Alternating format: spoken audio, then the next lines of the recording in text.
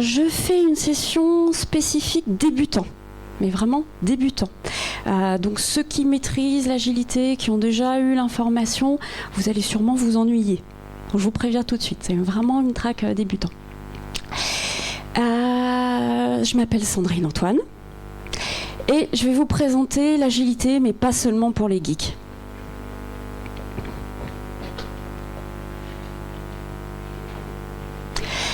Avant de faire de l'agilité, pour moi, un geek, c'était ça. Je vois certains qui sourient. Voilà, la représentation d'un geek. Et on m'a dit, l'agilité, c'est vraiment pour les personnes qui travaillent en informatique. Bon, je ne me suis pas lassée, j'ai quand même essayé de trouver ce que c'était, de comprendre ce que c'était. J'ai commencé à travailler sur l'agilité et puis j'ai rencontré un de mes collaborateurs, j'ai recruté un de mes collaborateurs, je lui ai parlé d'agilité, je travaillais régulièrement avec lui sur l'agilité, en tout cas j'essayais. Pour des raisons de confidentialité, il a souhaité rester complètement anonyme parce qu'il n'était pas geek. Alors, on va l'appeler Brian pour notre exemple. Brian, donc du coup, il était dans mon équipe et tout d'un coup, il a eu une promotion dans le service d'à côté et il a pu gérer lui-même sa propre équipe. Donc très heureux. On déjeunait régulièrement ensemble, justement pour échanger, pour savoir comment ça se passait, comment il y arrivait ou pas d'ailleurs. Bon, au départ, tout se passait bien. Vous imaginez bien, tout allait bien. Et puis, petit à petit, entre nous, la confiance s'est installée. Il n'y avait plus cette relation là un peu hiérarchique ou l'ancienne relation hiérarchique qui existait. Et il a commencé un petit peu à se dévoiler. Il a commencé à me dire, tu sais, les réunions, ça se passe pas très bien. Et là, je lui réponds, agilité. Il revient sur un autre pas, il me dit, ouais, tu sais, moi, manager les gens, manager des gens plus vieux que moi, ça me convient pas, je sais pas. Je lui réponds, agilité.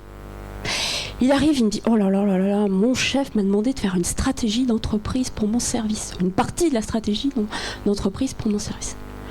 J'ai répondu, agilité, merci. Merci pour ceux qui suivent. Et puis, petit à petit, les repas, les fameux repas sur lesquels on échangeait, ils étaient de moins en moins présents, on se voyait de moins en moins, il l'annulait à la dernière minute. Et un soir, un samedi soir, on devait sortir entre collègues, il n'est pas du tout venu. Mais du tout. Je me suis inquiétée, je me suis dit, je vais aller voir ce qui se passe. Et là, dimanche à 16h, en train de boire. Il n'en pouvait plus, il ne savait plus comment s'en sortir de ses réunions, de ses propositions. Le lundi, il avait une réunion stratégique avec son équipe et il devait définir la vision de son service pour les 3 ans à venir. Il savait d'emblée que ça allait mal se passer parce que ses collaborateurs ne s'entendaient pas ou avaient des positions complètement différentes. Donc du coup, il ne savait pas comment prendre l'exercice. Et là, il me dit, bon, ton agilité, là, finalement, qu'est-ce que c'est ? Faut que tu m'en parles. Comment l'agilité va m'aider ? Bon, très humblement, je lui dis, écoute, déjà, un point, ça peut te faire gagner du temps. Quand on n'est pas geek, quand on n'est pas dans l'informatique, peu importe, on nous dit l'agilité, ça nous fait gagner du temps. Eh ben, je vous assure qu'on regarde ça avec non, c'est pas possible. Gagner du temps, mais comment ? Là, sur le coup, sur sa proposition, sur sa demande, je lui fais travailler sur un métaplan. Alors, ceux qui ont l'habitude de l'agilité, vous devez connaître. Ceux qui ne connaissent pas l'agilité aussi, parfois, vous l'avez déjà pratiqué. Donc, je lui dis, écoute, tu vas travailler avec ton équipe. Et chacun va mettre sur son post-it, une idée par post-it, ça pour ceux qui ont l'habitude de l'agilité, vous avez aussi l'habitude de ce concept, une idée par post-it pour dire, voilà, l'agilité, pour le service dans 3 ans, dans 5 ans, ça sera ça. Donc chacun a pu s'exprimer, chacun a pu dire ce qu'il pensait. Ensuite, ils ont regroupé leurs post-it ensemble, en grande thématique, et ils ont fait des colonnes. En tout cas, c'est le conseil que je lui ai donné. Lundi, la journée se passe.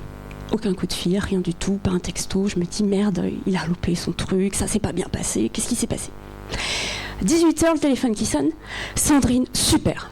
J'ai réussi en moins de 2 heures à faire la vision de l'entreprise, la vision de mon service.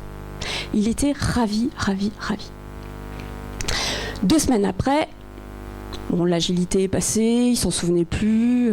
Il revient vers moi, il me dit « Oh là là là là là là, j'ai un gros problème de management. » Ah bon? Ça existe? Qu'est-ce qui se passe? Il me dit le fameux collaborateur, tu sais, celui que je t'ai parlé, celui dont je t'ai parlé il y a longtemps, celui-là, il me pose encore souci. Ah, d'accord. Qu'est-ce qui se passe? Il ne fait rien. Alors, on utilise la méthode des 5 pourquoi. Pourquoi il ne fait rien? Mais qu'est-ce qui se passe? Etc. Et là, il me dit, c'est pas qu'il ne fait rien, c'est qu'il n'est pas autonome et ça m'agace.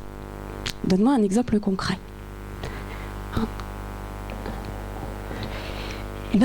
Quand il arrive dans mon bureau, il dit, j'ai un problème, et il attend. Bon, d'accord. Et toi, qu'est-ce que tu fais? Je lui donne 20 solutions et il a qu'à se débrouiller. D'accord. Est-ce que tu penses que c'est la solution adaptée? Est-ce qu'on ne pourrait pas faire autre chose? Si, je pourrais éventuellement le laisser trouver des solutions. Éventuellement. Bon, d'accord, ok. Essaye de le laisser trouver sa propre solution. On fait comme ça. Pas de nouvelles pendant une semaine. Aucun coup de fil, rien du tout. Au bout d'une semaine, il m'appelle, il me fait « Ça y est, il est rentré dans mon bureau, il avait un besoin urgent. » Alors, qu'est-ce que t'as dit? Je lui ai rien dit. Je lui ai dit de retourner dans son bureau et d'aller trouver la solution. Et que j'allais venir le lendemain matin pour débriefer avec lui. Bon, très bien, et qu'est-ce qu'il t'a répondu? Il m'a dit que c'était urgent. Alors, qu'est-ce que tu lui as dit? Que j'allais venir le soir. Ah non, il m'a répondu que c'était encore plus urgent. Dans 1 heure, il avait l'ARS, donc l'ARS c'est l'Agence régionale pour la santé qui est un financeur important pour nos structures. Dans 1 heure, ils veulent avoir une réponse.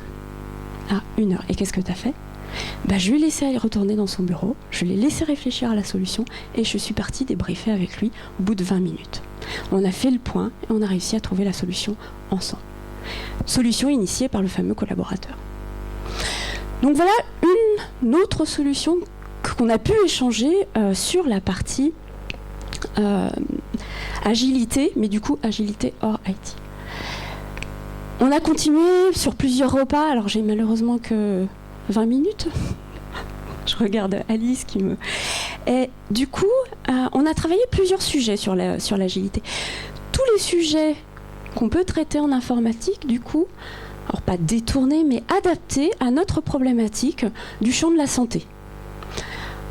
Champ de la santé ou autre, vous pouvez voir, on a travaillé sur la cohésion d'équipe, on a parlé des team building ce matin, on a travaillé notamment sur les team building, la communication, l'innovation, le travail collaboratif, le fameux gain de temps sur les réunions, la motivation, le management visuel. Ça pendant toute une année, donc on a pu échanger sur tous ces sujets-là. Et au bout d'1 an, il arrive très fièrement, très content, il me dit « Sandrine, je vais me mettre à mon compte ». Ah bon, super. Oui, je compte sur toi pour m'aider, pour m'accompagner. Alors, mon petit gars, là, il va y avoir un problème. Moi, je pars au Pays Basque. Donc là et là, ça a recommencé. 16h, en train de boire un dimanche soir, ça allait plus. Et puis, je lui dis, non, mais t'inquiète pas, on va trouver des solutions, on va t'accompagner, on va voir comment on peut faire. Et là, il me demande... Mais qu'est-ce qui va me permettre de me lancer tout seul? Qu'est-ce qui va me permettre de faire l'agilité seul, parce que toi tu ne seras plus là? Et qu'est-ce qui va me permettre de faire ça? Alors là, on était sur Caen, on avait le club Agile Caen qui mettait en œuvre des meet-up. Je lui dis, c'est un très très bon moyen d'apprendre sur l'agilité. Sachant qu'au Pays Basque, on a l'équivalent aussi. Et c'est très très opérationnel. Tu peux y aller et puis apprendre et tester et mettre en œuvre rapidement sur ta pratique. Il y a aussi des vidéos. Il y a pas mal de vidéos sur YouTube, notamment sur l'agilité. Depuis ce matin, vous entendez beaucoup de vocabulaire, mais le Kanban, le Lean, le Scrum. Vous avez beaucoup de vidéos qui vous permettent de faciliter la compréhension sur ça. Et puis, après, il faut se lancer.